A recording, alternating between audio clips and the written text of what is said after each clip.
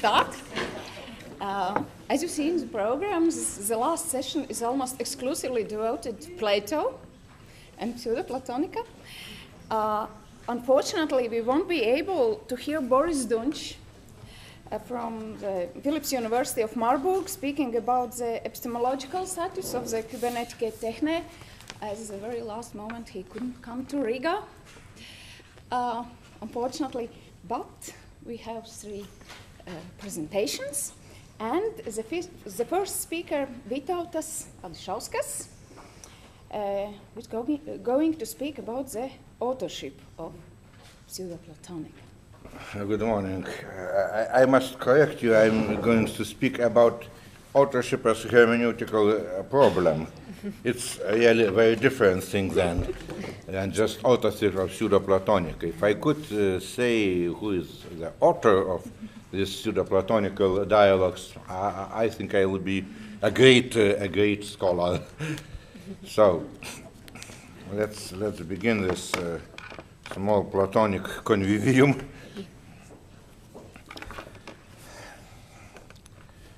There are several short dialogues in Platonic corpus which not belonged to Plato.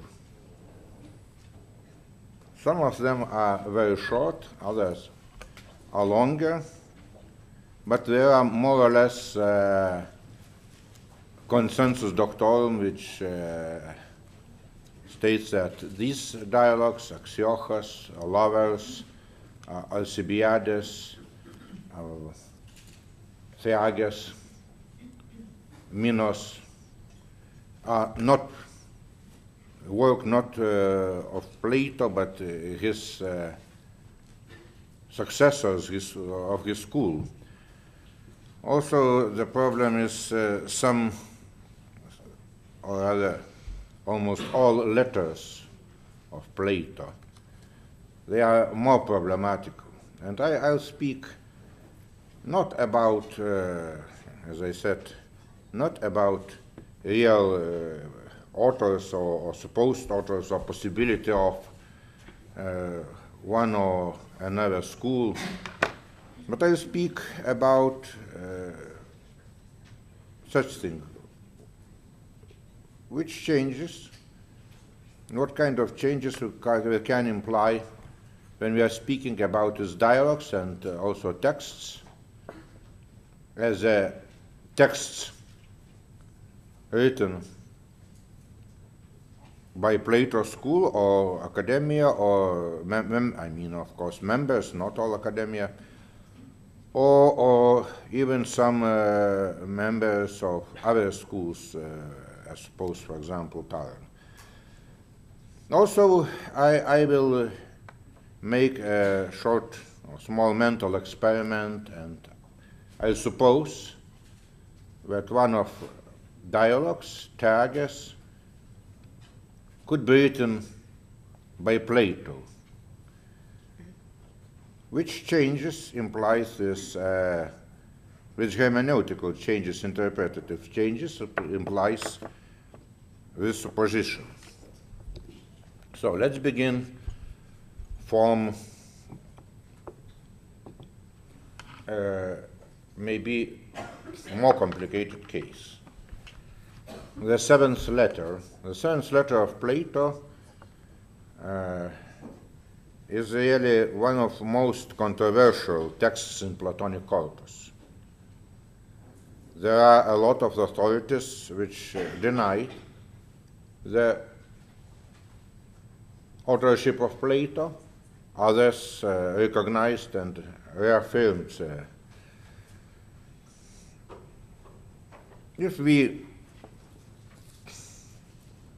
thinking about seventh letter as a simple exercise of pupil, or I don't know, or person which is trying to invent or to exercise in genre of letter, or just as folk, we can forget this letter at all. But in this case, they are losing a lot of biographical information about Plato.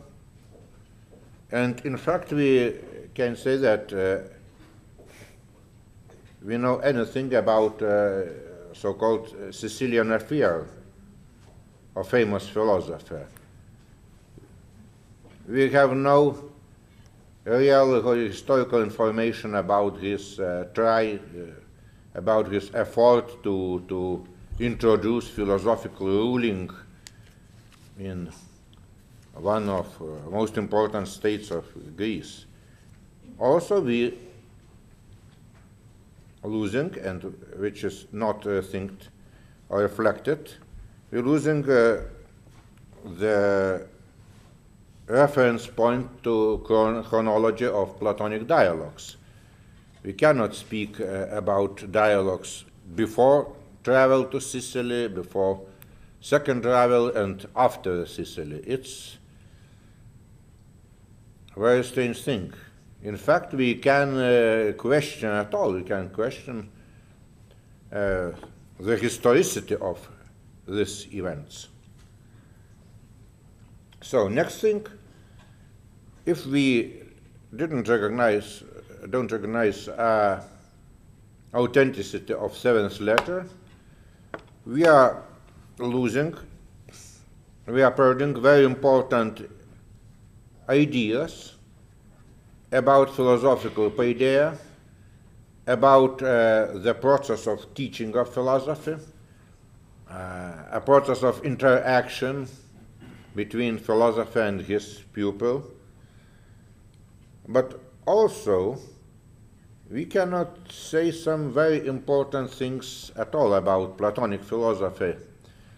For example, the great controversy about propositional or non-propositional knowledge, the ultimate knowledge of forms in Platonic philosophy becomes senseless. We cannot say what means this famous XIII suddenly, when Plato is speaking in a lot of places, dialogues, when Plato is speaking about ultimate philosophical understanding or knowledge, what it means, how to understand this suddenly.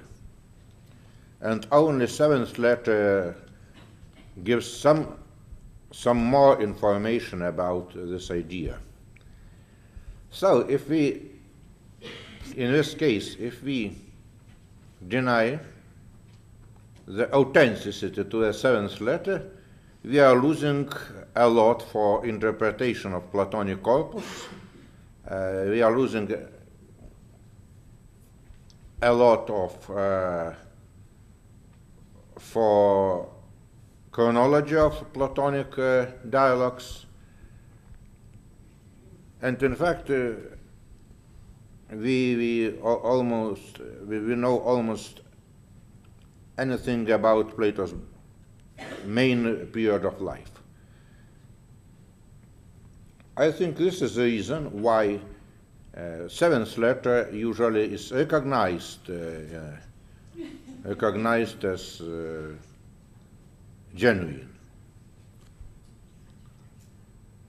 The losses are too big to refuse, but really, losses are too big to refuse authenticity. This is what I called a hermeneutical problem of authority or authorship. And in this case, we see the question that authority and authorship are very closely interconnected. When we have genuine author, his text has authority as interpretative or hermeneutical key for other texts, or status, let's say, of reference points to many of ideas or facts of Platonic philosophy. Another thing is tages. I don't know how to pronounce it in English, sorry. But it's better to say tages, I think, than theages or some. Okay, I will call it tages. Tages in ancient times, in antiquity, was recognized, not only recognized, but there were no doubts about its authenticity. It was widely recognized and widely known, and it was always marked as the dialogue of Plato, the dialogue on wisdom. I think after Schleiermacher, the authorship of Plato for tages was denied. And now, I think all three authors, including Joel, of great commentaries, two in English, one in German, all three are of the same opinion that it's not authentic dialogue of Plato. That it's a dialogue of Platonic school, the product of Platonic school. Of course, the arguments for authenticity or against it are not very, not very convincing. The problem is that some things depend on intuition of reader. Some scholars are speaking about non-coherence of tages with all Platonic corpus, about different point of view, different understanding of philosophy and so on. Philological arguments are very unconvincing about late provenience of this dialogue. Really, we can say that some words, some hapax are used, hapax in corpus, I mean, are used only later, let's say about 50 or 80 years after Plato. But if we recognize that this dialogue is authentic, we can say, no, this is the first use, and we will find these words only later, only in 60 or 80 years after. So, the tages, in this traditional interpretation, as the dialogue as Platonic, but written not by Plato, is usually divided in three parts.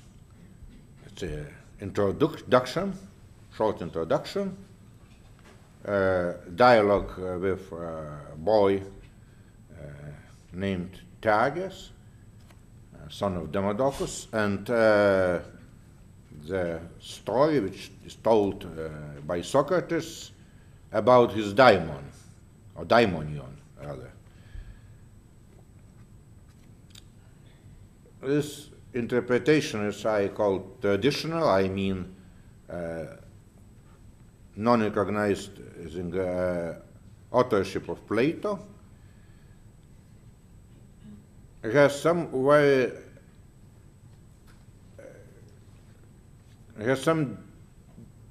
strange challenges and difficulties. The dialogue opens with scene when Demodocus, citizen of Athens, from rural Athens, yes, he's a famous politician, but in the same time he's, Villages. Yeah, villages, maybe. And enough rude person, speaking with Socrates what to do with his son, and introductory remarks are very strange. He is speaking about his son. He said that my son is the same being as all things which are growing, including, I don't know, grass and crops and vegetables. The beginning is very simple. You are just, it's very nice set.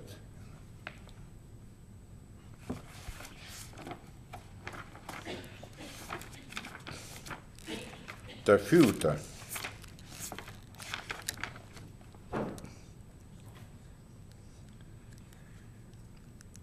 As regards the plants, it is very easy for us who farm the earth to make all the preparations that precede the planting and to do the planting itself. But when what has been planted takes on life, then a great difficult and vexatious tending begins. And it seems likely that the same holds concerning human beings. From my own business, I draw inferences about the rest. The rest is the process of growing, and for human being is this, which we call paideia.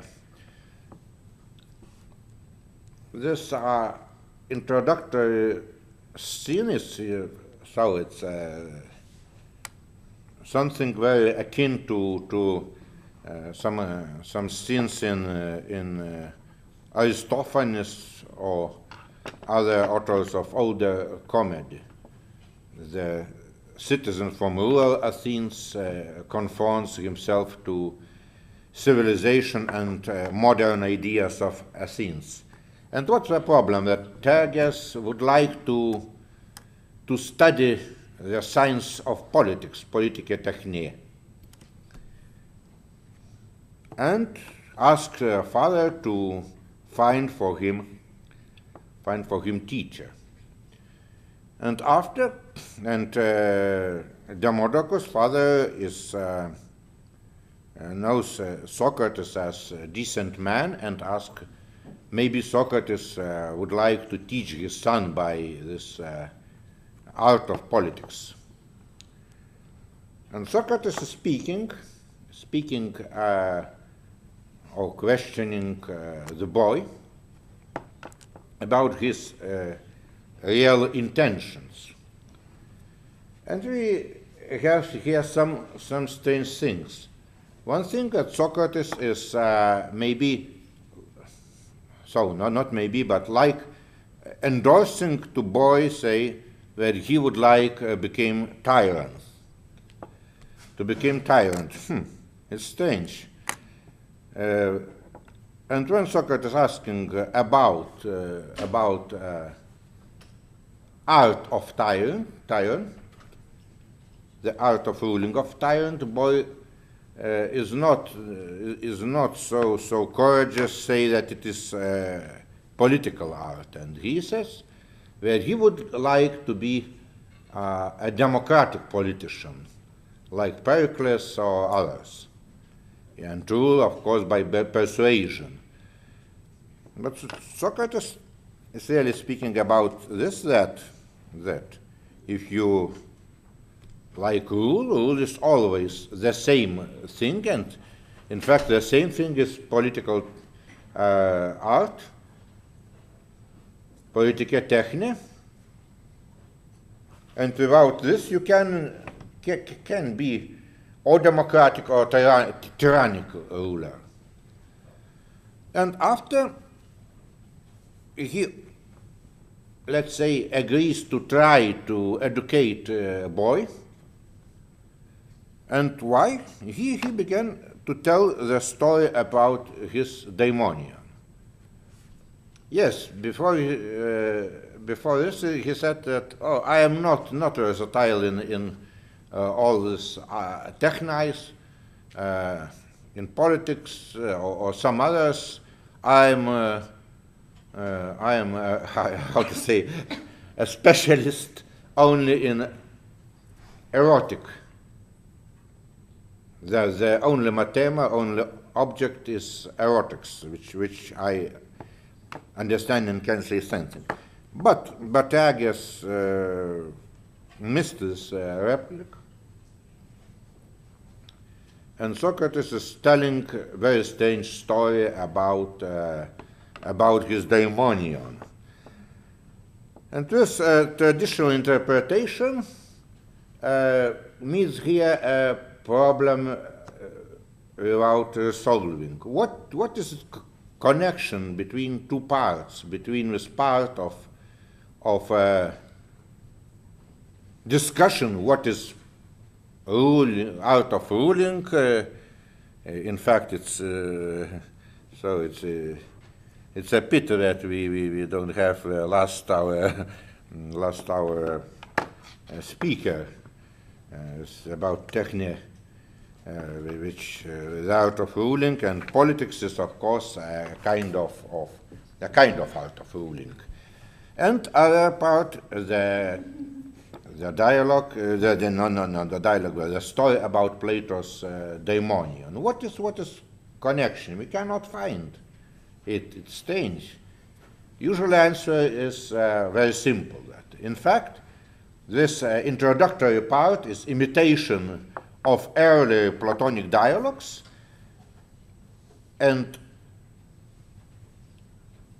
really the audience is late audience of academy, which were popular view to Socrates like a kind of sorcerer or magician, and also a late Hellenistic taste for miraculous.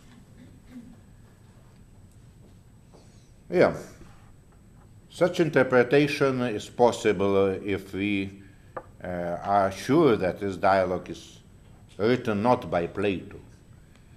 On another side, we can look in Platonic corpus from other point. Let's say that this dialogue. So I don't know what kind of miracle we need, but we have had a miracle, for example, I don't know, revelation or by Plato's soul or some other magic or spiritistic arguments. But we, at moment, are sure that this dialogue is written by Plato himself. Okay. If we will look from this point of interpretation, we can say another thing. We can look first, the first part, especially talk about tyrannic ruling and democratic ruling, is deeply ironic. Socrates is criticizing almost in the same way like in Republic, for example, not only democracy but tyranny too, or vice versa. Not only tyranny but democracy too. And shows with, I can say with elegance, that the political art, non-philosophical political art of ruling, in fact, is the same for these all imperfect, let's say, societies. And this deep. That's it. 5 minutes? Yes. Okay. 2 minutes. Okay, it will take 2 only minutes. 2 minutes. Oh, it's a pity. But we don't have last speaker. Yes, but we are So, a little bit in this case, late. 5 minutes and I finish. Okay, and next part, that story about daimonion of Socrates, we can read also as deep ironic, because Socrates is telling story about that physical proximity with him, including touching or he's speaking about being in the same room, after sitting near and after touching, and this physical proximity encourages and philosophical, let's say, productivity. What it means? In symposium, you of course remember, in Platonic symposium, there are opening scene where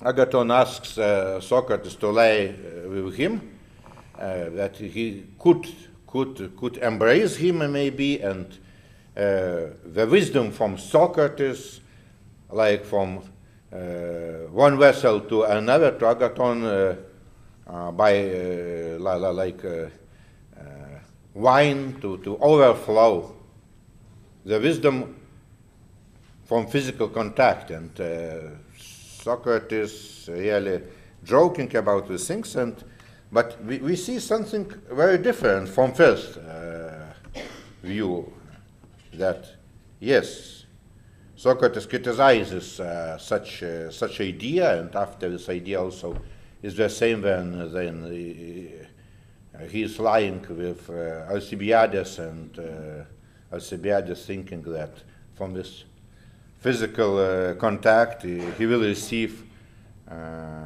wisdom and will give to Plato his beauty, to Socrates his beauty.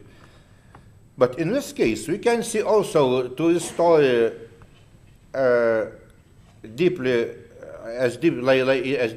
ironic, that really it's something different if you think that your pupil, whom you are teaching philosophy, can be philosopher only in proximity with you, and when he is in another room, he becomes non-philosopher. So it's really you can speak about this like a true teaching, a true idea. Another thing that you can say that in this is implied in some sense the criticism of Socrates, almost in the same way where, like in Symposium is implied by figure of Alcibiades. It's really tragical failure to teach philosophy, and here it's made in more simple way, maybe. But the idea, you can say the idea the same. And what can the unifying idea of these two parts? Yeah, I have half a minute and say in a very short way. It's question about two teacher. Socrates in first part like the object of search, yeah, who is asking to become teacher, and in second part Socrates as teacher who has a school in some sense, yes, but a teacher who in some sense he is true teacher, but he is true teacher only when you not seeking the mechanical transmission of wisdom, but yes, the last word, may I? It's the last. Okay, not mechanical transference of wisdom, but really dialectical thinking. Thanks. Thank you. Thank you. Unfortunately, we have no time. Very short, very, very short. Just one. Because it was that interesting, we need a response somehow. I'm just in replacement for all of you. Just to ask you, wouldn't you think that irony is a medium to link things, to bring things into relation that had not been related to each other before? That then, of course, we have to think of Plato as someone using it all the time. Yes, I agree, and it's a problem that sometimes I feel that there are there are more irony than we feeling in dialogues and even in very, very important and philosophically serious places. Yeah. So just take some, some arguments of irony and add it to your. yeah, but of course, as Gadamer said, we are not able to demonstrate irony in scientific way. Are you feeling or no? Thank you, thank you. So, unfortunately, we have no time. Our next speaker, Claudia Zicki, doctoral student from the University of Lund, and Plato's Views on Law and Intellectual Reading of Symposium, Hydrus, and Laws.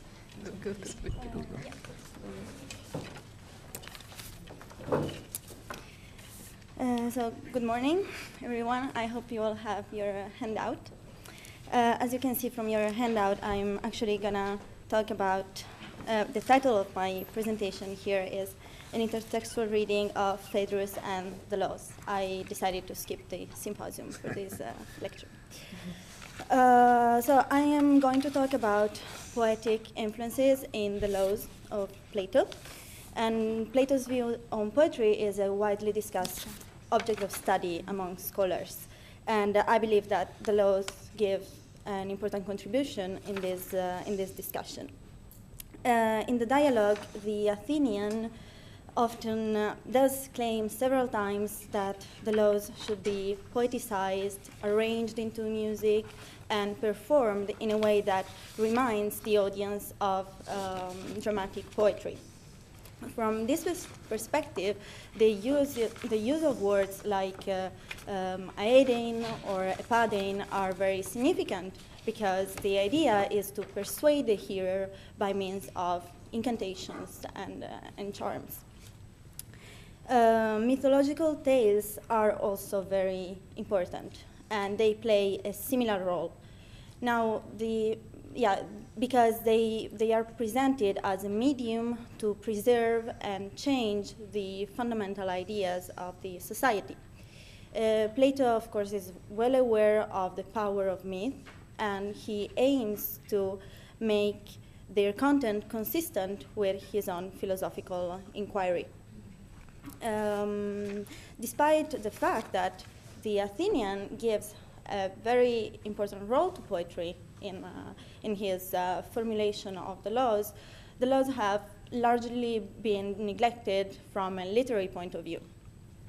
And so today I will analyze a passage in order to see if we can find in the language that the Athenian uses to discuss the topic of sexual matters, if we can detect any poetic influences or poetic images.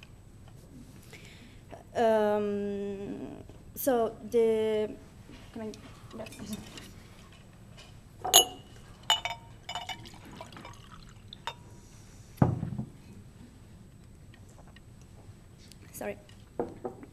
so the reason to analyze this short passage is twofold.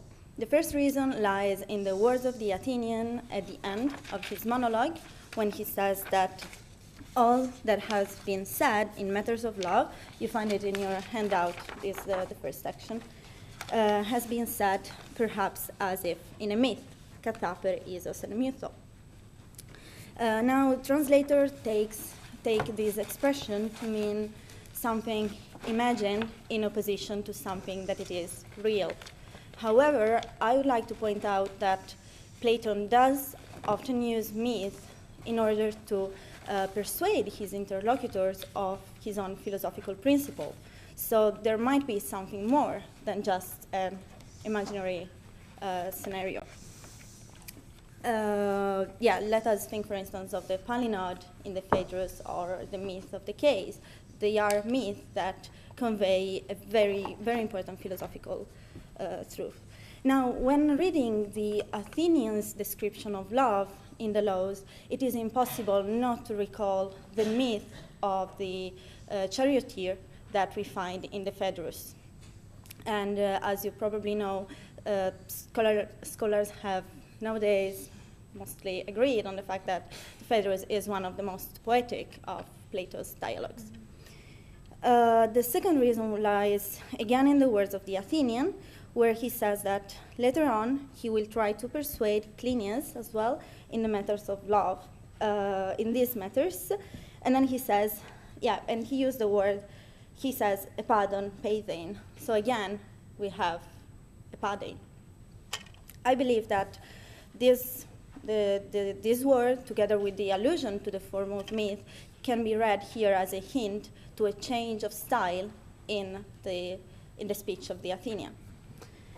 I have, in your handout, you see, I have printed the passage in length, and I have underlined some phrases, as you can see, because I think this passage is important also from a stylistic point of view.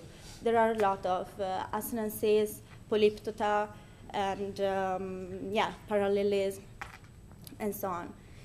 However, I would try to talk about these textual similarities between the tale, the mythological tale in the Phaedrus, and the passage in the Laws, to show how he borrows the same image in a way. The first one is, you see, so I'm reading the passage in the Laws. It's the section 2a in your handout. We have epita eis tunantion eukonphoin elkomenos aporei. So the lover is drawn towards two opposite directions. On one side, to the satisfaction of physical desire, and to the other side, to the rejection of it. And this is exactly what we have in the Phaedrus, where we have the white horse and where we have the black horse that is dragging the chariot and the white horse to this physical need, and on the other side, the white horse that is aiming to the contemplation of beauty and the soul of the beloved. The verb is the same, as you can see, is elko, drag. Then again, so the passage just continued, or to men keleuontos tesora aptestai, to the apagoreuontos. So this is what I just said. The one impulse commands the soul to pick the bloom of youth, tes oras aptestai, and the other one, apagoreuo, dissuade it. In the Phaedrus, again, the same idea. At this point, it looks like the struggle is won by the black horse. So eventually they, which is the charioteer and the white horse, let themselves be led forward, and they passively submit to doing as they are told. That is, to achieve this physical satisfaction. Again, in the same passage, we have in both the Phaedrus and the Laws the idea that the lover, when he is in love, is puzzled. He finds himself at a loss. And the verb here is aporei. We have it elkomenos aporei in the Laws, and in the Phaedrus eramenon o to the aporei. So he is in love, but he has no idea what he's in love with.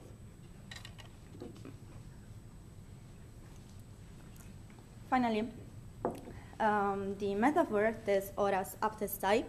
The word ora is used metaphorically to mean the bloom of youth, the ripe fruit. And this use is very common, both in poetry and prose. We have to pick the bloom of youth in the Laws, and then in the Phaedrus, this is part of the speech by Lysias, where he says, where he's trying to convince Phaedrus that it is better to follow those who do not love you instead of those who will only take advantage of your youth. And again, we have ora. Now, the use of ora might not be so significant, because its use as a metaphor is very common, as I said, before. And however, the metaphor to pick the bloom of youth is much more rare. There is one occurrence of it in a fragment by Pindar, and you have it where he says, Maltakas oras apokarpon drepestai, so to pick the bloom of gentle youth. And here, karpon drepestai, in a way, the metaphor is more concrete, because it's more karpon. It really means the fruit, the bloom. Then another something that I find worth noticing is also that ora and opora, we find in the laws, we find this comparison. He says, the Athenian says, tes oras kathaper oporas peinon. So craving, hungering the bloom of youth as ripe fruit. The two words are synonyms, so they are used alternatively by the poets, and they are never used together. I only found one instance, and that is in the Aeschylus Suppliants, where he says that it's Danaus talking. He says, now when your youthful loveliness is looked and admired by man, the tender ripeness of summer fruit is in no way easy to guard. So it's, in a way, the use of these two words expand the metaphor. Finally, have one last example. We have both, again, in the laws and in the Phaedrus, the idea that it is the love for the soul is better than the love for the body. Because, and in the Phaedrus, the love for the souls paves the way towards the contemplation of real beauty. The words used here, we have in the laws, we have, and this is the same, the same feeling, the same idea happens in the laws, because he says that, the Athenian says that when the lover approaches the beloved, he holds in awe and reverence what is moderate, courageous, magnificent, and prudent, and would wish to remain chaste, always chaste, with the beloved who is chaste. The verbs used here are eideomai and sebomai. In the Phaedrus, we have the participle eidumanen, dekai, dediuian, and deido here has also an element of fear, which is, reverential fear. Of course, these words are very common, again, but they rarely occur together. One occurrence that I found is in the hymn to Demeter, and it is, ten daidos te sebas te ide chloron deus eilen. Here the scene is when Demeter enters the house of Metaneira, she fills the house with heavenly radiance, and then feelings of awe, reverence, and fear, pale fear, took hold of her. So these terms are somehow related to the divine, to the vision of the divine, of the good. And so they create, I believe, a link between the laws, the Phaedrus, and the Homeric hymn. To conclude, I think so. The present inquiry was intended to investigate the language and style of a short passage, to see if we could find any allusion or reference to the poetic word.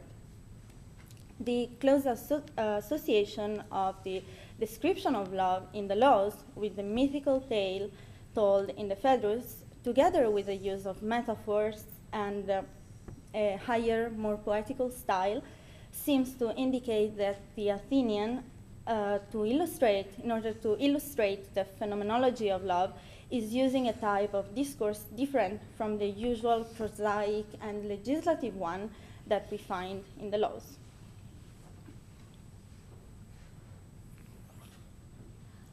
Sorry.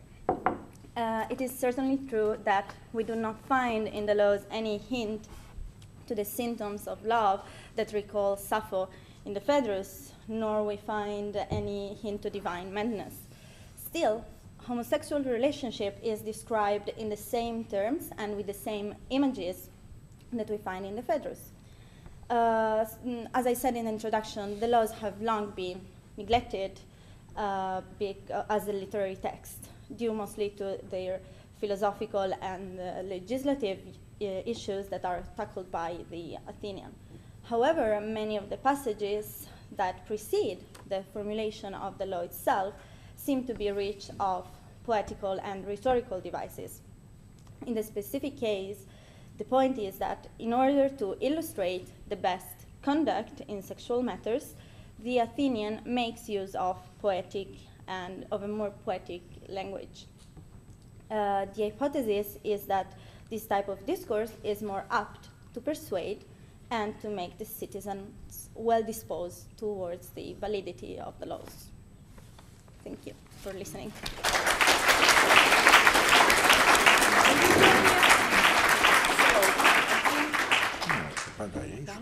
Question? Please. I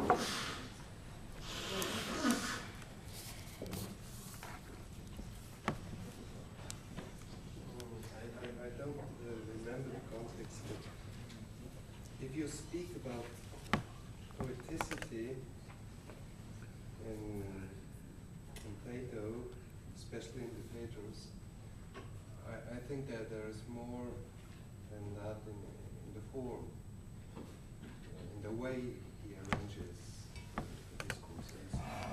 And I simply want to ask whether mythos has to mean myth, not something like speech, and why adon has to mean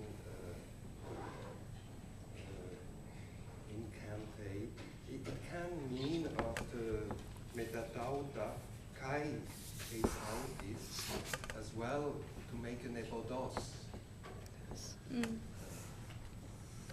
Last song. Well, I think that the reason why Aiden is, it means sing. To sing. After, in a epode. Yeah, that is an enchantment. Not Like, only, it's in Archilochus and in the tragedies, you have that, and in Tinder. So And odai are what you adates. okay. Just the composition. Yes. Okay. I do think though that in the Phaedrus as well, when he uses this, and in the laws, the idea is that you have, it's not enough to just give the law itself, because you have in a way somehow to convince the irrational part of the soul as well, and in that way you have to enchant it, to use some kind of arguments. Yeah. Repetition, metatauta kai eis Okay. I mean, metatauta is the things after what we have said. Ade can mean that. Okay. Yes. Thank you. And now our last speaker, Raminta Vașgălaș. And So she's going to speak about few dramatic aspects. thank you. It's a great pleasure to be the last speaker at this conference. So I will try to respect your time and just, to present you some dramatic aspects of Platonic dialogues. So first of all, if you would just come back to Dear Claudia's handout, you would see at the bibliography the first author, Luc Brisson, Plato the Myth Maker. My title is Plato the Drama Maker. Yes, I just made a jest to Luc Brisson because I deeply respect him, but that's it. It's just a little jest. So let's start from the beginning. Now I'm going to just present you some short history of scholarship about Plato. And we could notice two main ways of interpreting his dialogues. Well, you could say there are many more ways, thousands of ways, and I would definitely agree with you. But what I want to say is that all those interpretations has two opposite sides. It begins whether from the thought that dialogue is a pure philosophical discourse, or whether it's the second one is just maybe the dialogue is also a literary text. So let's begin from the first one. So the first one is theoretical interpretation. It's my title. I gave it to this way of interpretation, and this way was the main way and the most powerful way for something like 2,500 years of writing text about Plato's dialogues. The main purpose of this way is just to find deeply organized philosophical thought that unites philosophical doctrine that unites all dialogues, and to try to reconstruct the thoughts of Plato himself.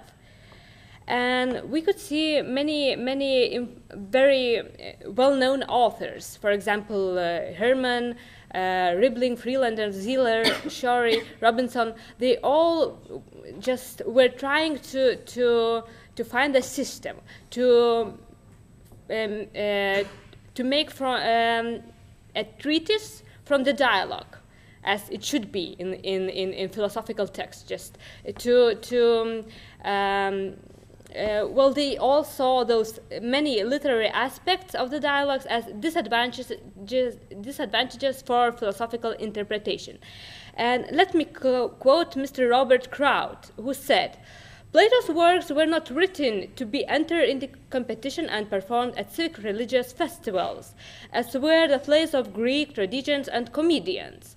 The tragedians does share this aim, and if it suits his purpose to have his main characters express views that differ from his own, he will do so. But if Plato's aim in writing is to create an instrument that can, if properly used, guide others to the truth and improvement of their souls, then it may serve his purpose to create a leading speaker who represents the sincere conviction of Plato himself.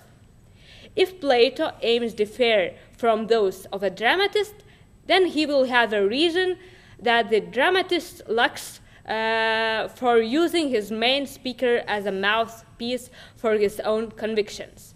So what Mr. Kraut says, he says that, let's take the term drama just very, I don't know, just word by word, and maybe we could find some iambic meter in the dialogues and, that performing moment. But if we don't find, just, it's no use in trying to look at those literary aspects or at the irony in the dialogues. It's no use for philosophical interpretation. But I wouldn't like to agree with this thought. Why? Because I think that Plato's texts are much more complex than just we could expect from them. And that's why we have to be very, very careful reading his dialogues. We have to trace many literary aspects, many moments of irony, many many levels of the text. So, but still, this theoretical interpretation was probably the only way for 2,500 years to just to read Plato. The second one I'm going to call dramatic interpretation. It's quite new, but well, quite new. It began something like in the middle of 20th century, but just now it's just is very popular after 2000. We can meet many texts written on this basis, and I would just like to name you some. For example, Ruby Blondell, Margaret McCabe, Deborah Nails, and so on. All those authors, well, they are trying to reveal some dramatic aspects and the importance of them for reading the dialogue, for trying to understand the deepest meanings of the text. And let me quote some of them. The first one, Plato himself never speaks directly to his readers, only his characters speaks. The second one, it is crucial to know that there is no character called Plato who speaks in any of the dialogues. Still, more importantly, we are not justified in identifying Plato with any of his characters. Indeed, there are positive reasons why he cannot be identified even with Socrates. And the third one, why should Plato speak through Socrates any more than Shakespeare through Hamlet? Indeed, Plato seems very often critical to his master. Those three quotes shows that we can never never again, as were done for many years, we can never just identify Socrates with Plato. Why? Because Plato not necessarily speaks through Socrates or through other main character of the dialogue. It's the first point. The second point is just the dialogue is much more complicated than we could think some years ago. And let me turn to another aspect, the level of irony. There are written many texts who discuss or who represents Socratic irony. When Socrates is mocking some of his characters, when he just shows that his prepositions were right and others were wrong, and so on. But there are much more deeper level of irony in the text, Platonic irony. I would call it a tacit communication from author to reader or spectator behind the characters or even Socrates' backs. This irony works in much more deeper levels of the text. Sometimes you can notice it from short remarks of other characters, from the dramatic situation, from the dramatic beginning and ending of the dialogue, from philosophical myth, from entering into philosophical myth, from entering to for one or another claim, and that's why you have to. All the time you have to mark. It's very probable that this is the irony. It's very possible that we are dealing not with the real claim of Plato, and I think it's the only possible way to deal with the dialogues. Just to think all the time and to trace all the time the marks of irony, of deep irony. Another one aspect would be if we would remember the first, the theoretical interpretation, who seeks to reconstruct just a unity of Plato's thinking, we are going to face many contradictions in the dialogues. One of them would be the dialogue Phaedrus. Let's remember that part when Socrates is criticizing writings. And we are just facing a strange situation. We are reading the text of Plato. We think, okay, Socrates is the one who is speaking for Plato. Let's just make this possible thought. And what's then? Then we are reading a written text in which is criticizing the writing. So it's just, it's a contradiction. How could he write a text where he is criticizing a writing? The second contradiction would be in Republic, where in the third book, where we find that there are two forms of telling story: a diction and a narrative, eidos lexeos kai diageseos, or heteros eidos. And where it's said that the poet should use just pure narration, pleidiageses, who speaks. It's possible just to speak in his own voice, but not to act through imitation. So let's look at the Republic, at the first book. What we can see? We can see a conversation which was written by Plato, but through imitation, where Socrates is telling about his conversations with Glaucon and other characters, the conversation that took place yesterday. So Plato is retelling the conversation that Socrates retold in the text. So they both affect through imitation. And that means that they both should be banished from the ideal republic. So it's a contradiction. How could we just deal with it?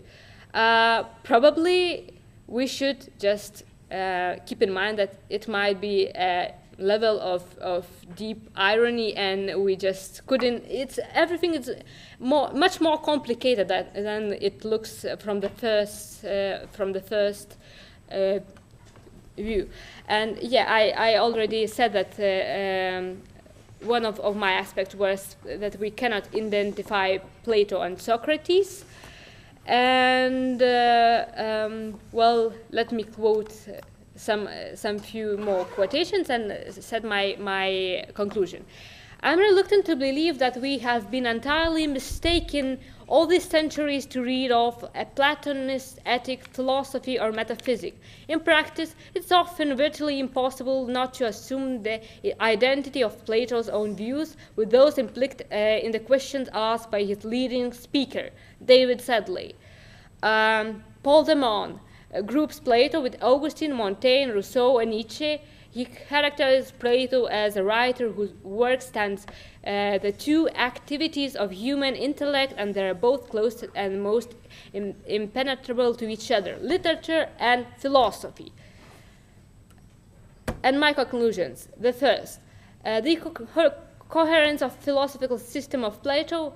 Well, no, we have to look at every separate dialogue and to analyze it very carefully. We cannot make treatises from dialogues. Dialogue is written on purpose. The second one, we have to take in mind that there are much more greater importance of other characters than there was thought for many years. Socrates is not the only character who could transmit Plato's thought. No. We have to notice when other characters just make some very, very important notes. And this last one would be, we have to keep in mind that there are many different levels of the text, and those levels interchanges between themselves. And just careful reading could help us to deal with the text better. And let me finish with a quotation from George Steiner after Bible, because I was working on Steiner lately, so I would like to just for make it beautiful. The formidable gaiety of Platonic dialogues, the use of dialects as a method of intellect chase, stem from the discovery that words tridently tested allowed to clash, as in combat or maneuver, as in a dance, will produce new shapes of understanding. Who was the first man to tell a joke, to strike laughter out of speech? Plato. Thank you.